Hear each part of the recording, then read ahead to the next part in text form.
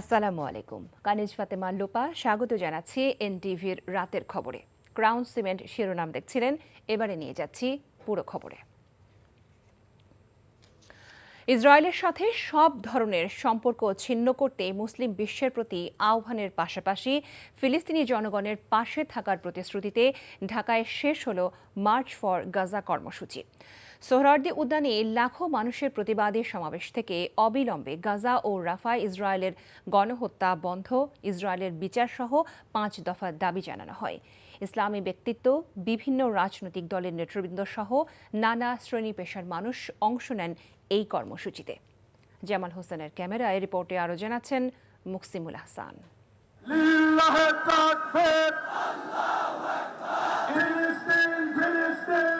বিক্ষুব্ধ মানুষের পদযাত্রা আর প্রতিবাদী জনতার মিছিল স্লোগানে সকাল থেকে সন্ধ্যা অবধি প্রকম্পিত হয় রাজধানী ঢাকার রাজপথ।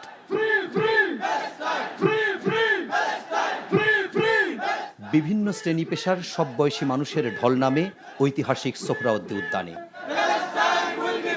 লাখ লাখ মানুষের উপস্থিতিতে সমাবেশ স্থল সহ আশপাশের এলাকা পরিণত হয় একখণ্ড ফিলিস্তিনে।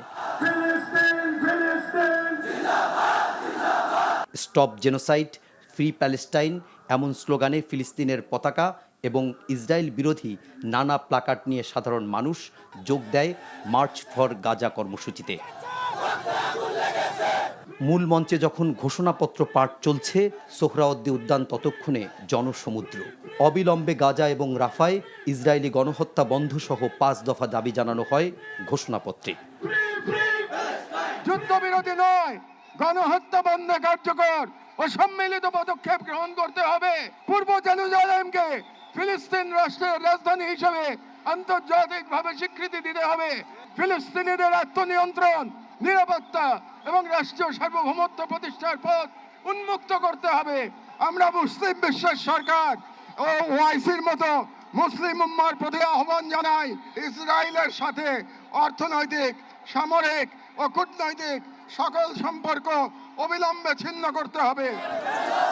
জাতীয় মসজিদ বাইতুল মোকাররমের খতিবের সভাপতিত্বে প্যালেস্টাইন সলিডারিটি মুভমেন্ট বাংলাদেশের আয়োজনে এই প্রতিবাদ কর্মসূচিতে অংশ নেন বিভিন্ন রাজনৈতিক দলের নেতারা। সমাবেশ থেকে ফিলিস্তিনি দখলদার ইসরায়েলি বাহিনীর নারকীয় বর্বরতা বন্ধের দাবি জানান ইসলামিক চিন্তাবিদরা। ফিলিস্তিন, ফিলিস্তিন, আল কুদুস, আল কুদুস, জাতিসংঘ জবাব চায়। ইসরায়েলি আগ্রাসনের বিরুদ্ধে যখন বিশ্বজুড়ে নিন্দা এবং প্রতিবাদে ফুঁসছে মানুষ, তখন ব্যতিক্রম ধর্মী এই গণজামায়াত থেকে ইসরায়েলকে বয়কট এবং ফিলিস্তিনি নিরীহ মানুষের পাশে দাঁড়ানোর আহ্বান জানানো হয়। ভৌগোলিকভাবে আমরা ফিলিস্তিন থেকে অনেক দূরে হতে পারি, কিন্তু আজকের এই জনসমুদ্র প্রমাণ করে আমাদের এক একজনের হৃদয়ে, বুকের ভেতরে বাস করে এক একটা ফিলিস্তিন। আমাদের হৃদয়ে বাস করছে এক একটা গাজা, আমাদের হৃদয়ে বাস করে এক একটা আল কুদস। চিৎকার করে বলুন ঠিক কিনা? আমাদের মধ্যে বিভিন্ন বিষয়ে চিন্তাগত মতপার্থক্য, ভিন্নতা থাকতে পারে, কিন্তু মাজলুম ফিলিস্তিনিদের স্বাধীনতা, তাদের অধিকার, গাজার মানুষদের বিরুদ্ধে জুলুম বন্ধের দাবিতে আমরা প্রত্যেকটা বাংলাদেশের মানুষ, ধর্ম, বর্ণ নির্বিশেষে আমরা প্রত্যেকে তাদের সাথে সংহতি প্রকাশ করছি। রাজনৈতিক ভেদাভেদ ভুলে নানা মত পথের মানুষের এই ঢল যেন ক্ষোভের অনল। ফিলিস্তিনে অসহায় নিরীহ মুসলমানদের উপর নৃশংসতার প্রতিবাদে সোচ্চার এই জনতার দাবি, এখনই বন্ধ হোক গাজায় গণহত্যা, বিশ্ব মোড়লদের বিবেক জাগ্রত হোক, বিশ্বজুড়ে ফিরুক শান্তি। মুকসিমুল আহসান, এনটিভি নিউজ, সোহরাওয়ার্দী উদ্যান, ঢাকা। রাজধানীর সোহরাওয়ার্দী উদ্যান থেকে ফিলিস্তিনে গণহত্যা বন্ধের দাবি জানিয়েছে লাখো জনতা। দেশের বরেণ্য রাজনীতিবিদ, ইসলামী চিন্তাবিদ শুধু নন, এই নির্মমতা বন্ধে দেশের বিভিন্ন প্রান্ত থেকে সাধারণ মানুষও যোগ দেন ফিলিস্তিনের প্রতি সংহতি ও ভালোবাসা জানাতে। এ সময় স্লোগানে মুখর হয়ে ওঠে সোহরাওয়ার্দী উদ্যান সহ আশেপাশের এলাকা। এ নিয়ে দেখুন নিয়ামুল আজিজ সাদেকের রিপোর্ট।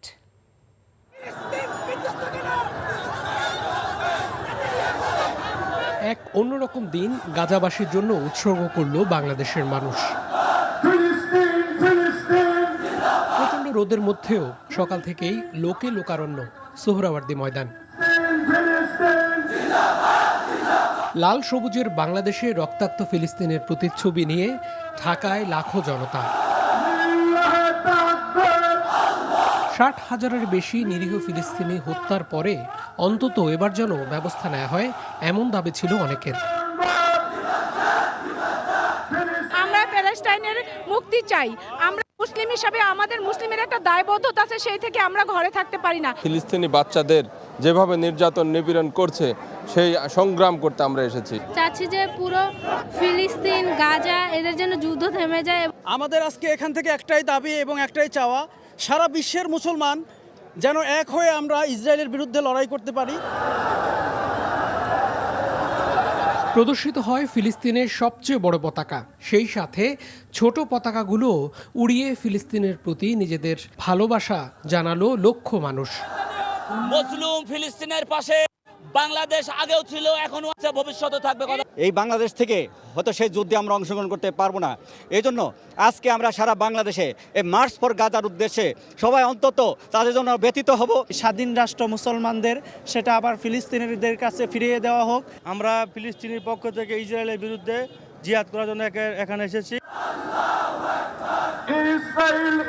দল আর মতের পার্থক্যের দেয়াল ভেঙে মানুষের এই গণজমায়েত বিশ্ববাসীকে জানালো ফিলিস্তিন একা নয়। আরব রাষ্ট্র আর বিশ্ব নেতৃত্বকে এখনই পদক্ষেপ নেয়ার দাবি ছিল তাদের। Niamul Aziz Sadek, NTV news, Dhaka. March for Gaza কর্মসূচি ঘিরে রাজধানী ঢাকার প্রধান সড়কগুলো যেন জনস্রোতে পরিণত হয়। মানুষের ঢল এমন পর্যায়ে পৌঁছে যায় যে যানবাহন ছাড়াই পায়ে হেঁটেই দূর দূরান্ত থেকেই লোকজন সমাবেশস্থল সোহরাওয়ার্দী উদ্যানে জড়ো হন। অনেকে উদ্যান পর্যন্ত পৌঁছাতে না পেরে আশেপাশের সড়কে অবস্থান নিয়েই গাজার পক্ষে তাদের সংহতি জানান। রিপোর্টে আরও জানাচ্ছেন হাসান জাবেদ।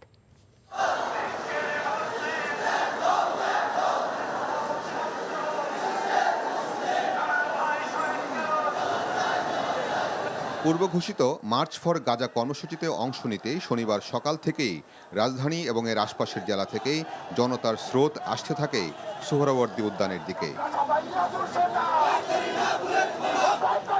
সবার হাতেই ছিল ফিলিস্তিনের পতাকা, ছিল ইসরায়েল বিরোধী স্লোগান। গাজায় ইসরায়েলি আগ্রাসনের প্রতিবাদ জানাতেই এই সমাগম। গাজাতে ফিলিস্তিনের উপরে যে আক্রমণ করতেছে এগুলো প্রতিবাদ জানানোর জন্য আমরা আসছি। ইসরায়েল গাজাতে যে গণহত্যা চালাচ্ছে, শিশু নারী তাদের উপর যে নির্যাতন চালাচ্ছে, এগুলো বন্ধ হোক। ফিলিস্তিনের স্বাধীনতা চাই, গাজার গণহত্যা বন্ধ চাই।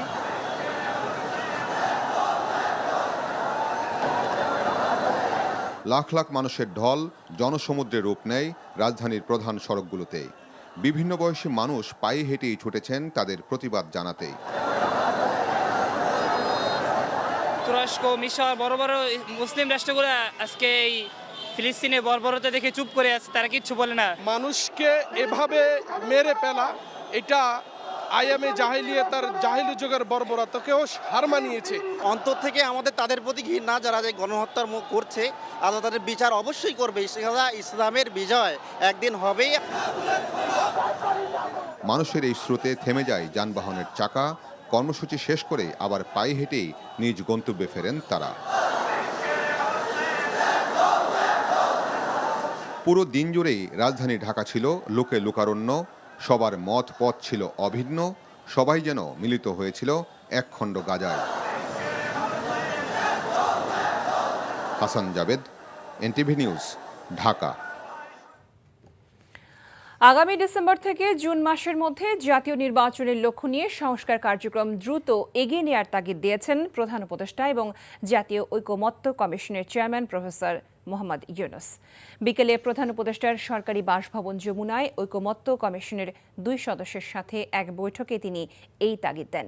এতে অংশ নেন জাতীয় ঐকমত্য কমিশনের সহসভাপতি প্রফেসর আলী রিয়াজ এবং সদস্য ডক্টর বদিউল আলম মজুমদার। প্রধান উপদেষ্টার বিশেষ সহকারী মনির হায়দার এ সময় উপস্থিত ছিলেন। বৈঠকে প্রফেসর আলী রিয়াজ ও ডক্টর বদিউল আলম মজুমদার জাতীয় ঐকমত্য কমিশনের কার্যক্রমের অগ্রগতি সম্পর্কে কমিশনের চেয়ারম্যানকে অবহিত করেন। তারা জানান, বিভিন্ন সংস্কার কমিশনের সুপারিশগুলো নিয়ে রাজনৈতিক দলগুলোর সঙ্গে পৃথকভাবে আলোচনা চলমান রয়েছে। ইতোমধ্যেই 8টি দলের সঙ্গে আলোচনা শেষ হয়েছে। আগামী বৃহস্পতিবার বিএনপির সাথে আলোচনা হবে বলে তারা জানান। অন্তর্বর্তীকালীন সরকারের মেয়াদ শেষ হওয়ার আগেই ঢাকার বাইরে বিচারক সংকট নিরসন করা হবে বলে জানিয়েছেন আইন উপদেষ্টা অধ্যাপক ডক্টর আসিফ নজরুল। দুপুরে বান্দরবান সদরের হাফেজঘোনা এলাকায় জর্জ কোর্ট ভবন নির্মাণের সম্ভাব্য স্থান পরিদর্শনকালে তিনি একথা বলেন। পরে উপদেষ্টা বান্দরবানের জেলা ও দায়রা জজ আদালত এবং আদালত সম্প্রসারণের প্রস্তাবিত জমি পরিদর্শন করেন।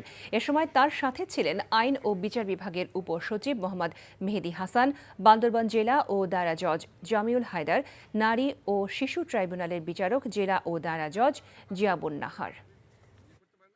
বিচারক সংকট আছে, আপনাদের লজিস্টিকের সংকট আছে, আমরা সব কিছু দেখার চেষ্টা করব। আমরা অল্প দিন হলো আসছি না, বুঝছেন না, এটা নিয়োগ দিতেও তো অনেকদিন সময় লাগে। বিচারক সংকট থাকবে না, আমরা সরকারে থাকতে থাকতে সমস্যাটা মোকাবেলা করব।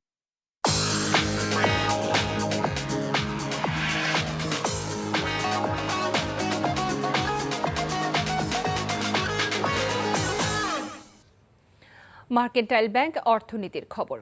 যুক্তরাষ্ট্রের বাজারে বাংলাদেশের 52% শুল্কের কারণে দেশটিতে রপ্তানি কমে যাবে। পোশাক শিল্পে নারীদের কর্মসংস্থান ব্যাপক হারে হ্রাস পাবে। এতে সামাজিক ও অর্থনৈতিক উন্নয়ন বাধাগ্রস্ত হবে, এমন কথা জানিয়েছেন বেসরকারি গবেষণা সংস্থা সিপিডির নির্বাহী পরিচালক ডক্টর ফাহমিদা খাতুন। দুপুরে রাজধানী এফডিসিতে ডিবেট ফর ডেমোক্রেসি আয়োজিত বিতর্ক প্রতিযোগিতায় প্রধান অতিথির বক্তব্যে তিনি বলেন, আসছে বৈশ্বিক বাণিজ্য যুদ্ধের ক্ষতি পুষিয়ে নিতে বাংলাদেশ প্রস্তুত নয়। ব্যবসায়ীদের রপ্তানির বহুমুখী বাজার খোঁজার পাশাপাশি পণ্যে বৈচিত্র্য আনার পরামর্শ দেন ডক্টর ফাহমিদা খাতুন। বলেন, বাংলাদেশকে আন্তর্জাতিক বাণিজ্যিক ব্যবস্থা সংস্কার করতে হবে। শুল্কমুক্ত বাণিজ্য সুবিধা পেতে বিভিন্ন দেশের সাথে দ্বিপাক্ষিক চুক্তি হবে। ভারতের ট্রান্সশিপমেন্ট বাতিলের বিষয়ে তিনি বলেন, এটি রাজনৈতিক সিদ্ধান্ত। সুবিধা আদায়ে দেশটির সঙ্গে আলোচনা চালিয়ে যেতে হবে। আমাদের এই যে তৈরি পোশাক শিল্প কিংবা অন্যান্য রপ্তানি পণ্যে রপ্তানি খাতের শিল্পে যারা জড়িত রয়েছে তাদের সেখানে কর্মসংস্থানের ক্ষেত্রে একটা বাধা হবে এবং সেটা আমাদের দারিদ্র্যের উপরে, আমাদের সামাজিক উন্নয়নের ক্ষেত্রেও কিন্তু প্রভাব পড়বে। দেশের ইসলামী ব্যাংকগুলো একীভূত করে দুটি বড় ব্যাংক করা হবে। কেন্দ্রীয় ব্যাংকের গভর্নরের এমন মন্তব্যকে ইতিবাচক হিসেবে দেখছেন ব্যাংকার ও বিশ্লেষকরা। তারা বলছেন, এতে বাংলাদেশ ব্যাংকের তত্ত্বাবধানে দুর্বল ব্যাংকগুলো সবল ব্যাংকে পরিণত হওয়ার সম্ভাবনা রয়েছে।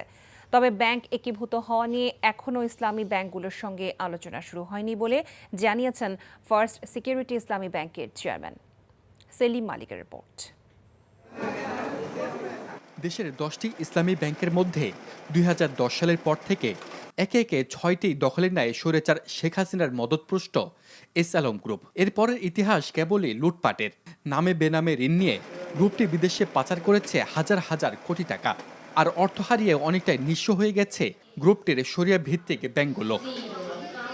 এবার দুর্বল ইসলামিক ব্যাংকগুলোকে একত্র করার উদ্যোগ নিচ্ছে সরকার। কেন্দ্রীয় ব্যাংকের গভর্নর জানিয়েছেন, 10টি ব্যাংক রূপান্তর হবে দুটিতে।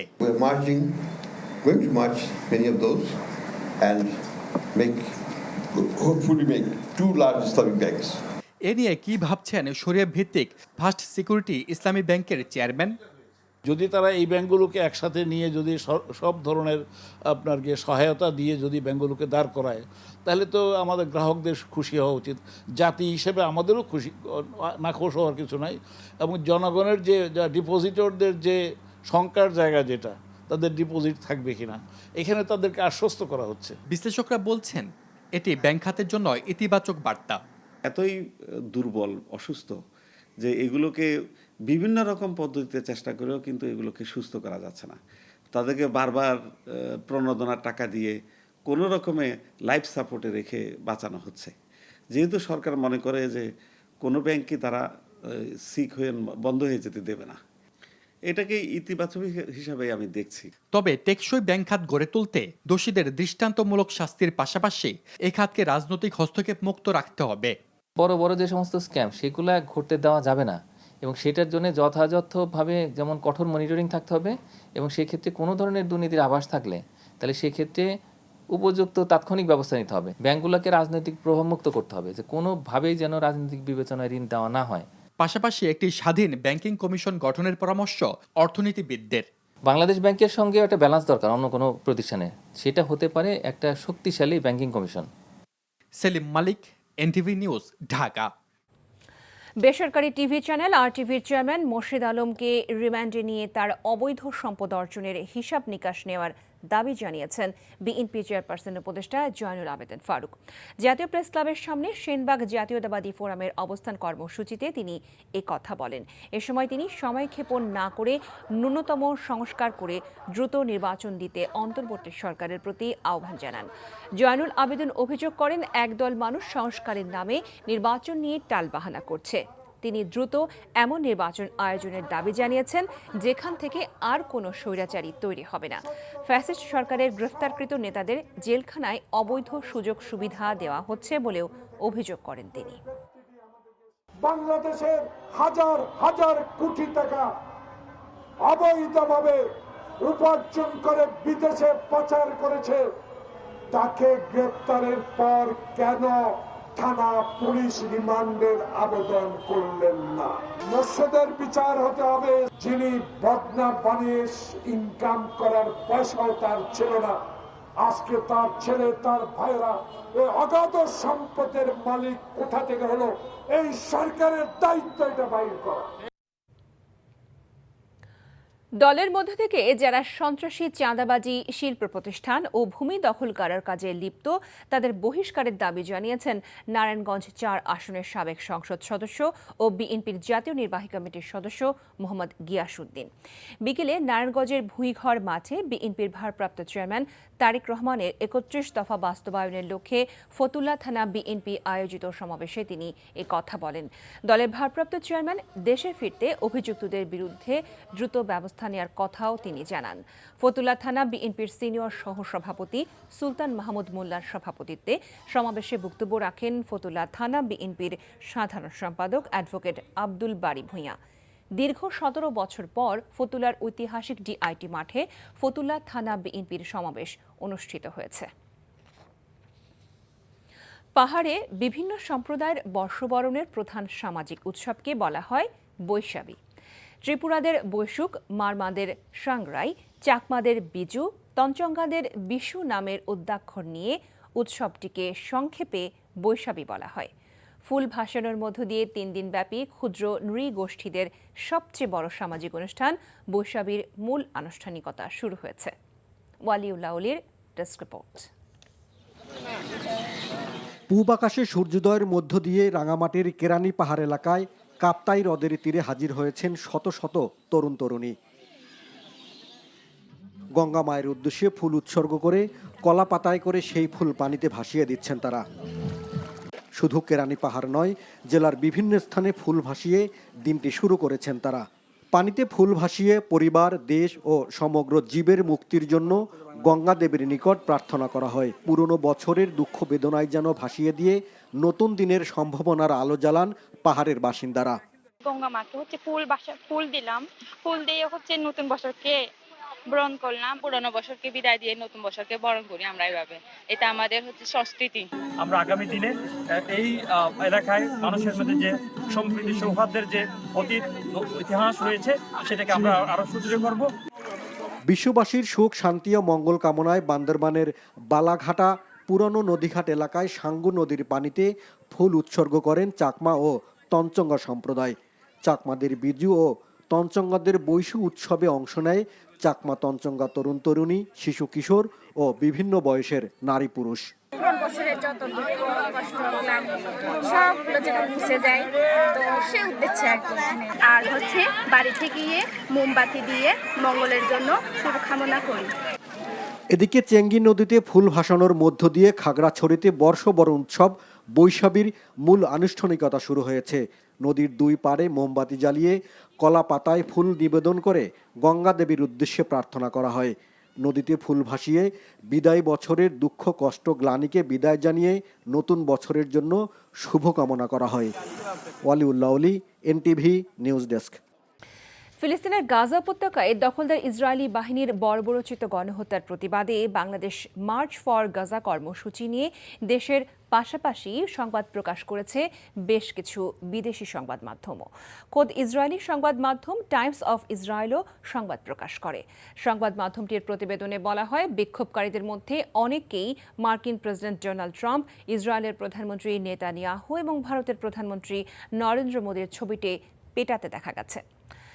ট্রাম্প ও মোদি ইসরায়েলকে সমর্থন জানানোয় এমনটা করা। এতে আরও বলা হয়, ইসরায়েলের সঙ্গে বাংলাদেশের কোনো কূটনৈতিক সম্পর্ক নেই এবং তারা অফিসিয়ালি একটি স্বাধীন ফিলিস্তিন রাষ্ট্রকে সমর্থন করে। এই কর্মসূচিকে বাংলাদেশের সাম্প্রতিক ইতিহাসে ফিলিস্তিনের পক্ষে সবচেয়ে বড় সংহতি সমাবেশ হিসেবে বর্ণনা করেছে আরব নিউজ। ব্রিটিশ সংবাদ মাধ্যম দ্য ইন্ডিপেন্ডেন্ট বলেছে, সমাবেশে লাখো মানুষ অংশ নেন। এছাড়া এই ইস্যুতে সংবাদ প্রকাশ করে বার্তা সংস্থা এপি এবং ওয়াশিংটন পোস্টও। ঢাকা লিগ শেষে নতুন সূচিতে মে মাসেই মাঠে গড়ানোর কথা ছিল বাংলাদেশ ক্রিকেট লিগ বিসিএল এর। তবে ভেন্যু জটিলতায় পিছিয়ে যাচ্ছে এই শ্রেণীর টুর্নামেন্ট। আগামী 15 জুন বিসিএল শুরু হবে বলে জানিয়েছেন বিসিবির টুর্নামেন্ট কমিটির চেয়ারম্যান আকরাম খান। আমরা ভেন্যু পাচ্ছি না বিদায় আমরা বিসিএলটা করছি জুনের 15 তারিখ থেকে জুলাইয়ের 2-3 তারিখের দিকে শেষ হবে। তো সেটা আমরা জানি যে এটা একটু ওয়েদারে একটু প্রবলেম হবে প্লেয়ারদের, বাট করার কিছু নেই, কারণ সব দিক দিয়ে আমরা তাকে এটা করেছি। যেটা বিসিএল যেটা শুরু হওয়ার কথা ছিল মেতে, সেটা আমরা এখন জুনের 15 তারিখ থেকে শুরু করি। এই ছিল রাতের খবরে। এই খবরের ভিডিও সহ আপডেট জানতে ভিজিট করুন এনটিভি অনলাইন www.ntvbd.com। এছাড়াও এনটিভির জনপ্রিয় সব অনুষ্ঠান ও খবরের আপডেট জানতে ভিজিট করুন আমাদের ইউটিউব ও ভেরিফাইড ফেসবুক পেজ। রাত 1টায় মধ্যরাতের খবর দেখার আমন্ত্রণ জানিয়ে বিদায় নিচ্ছি। সবাইকে ধন্যবাদ এতক্ষণ সাথে থাকার জন্য। শুভরাত্রি।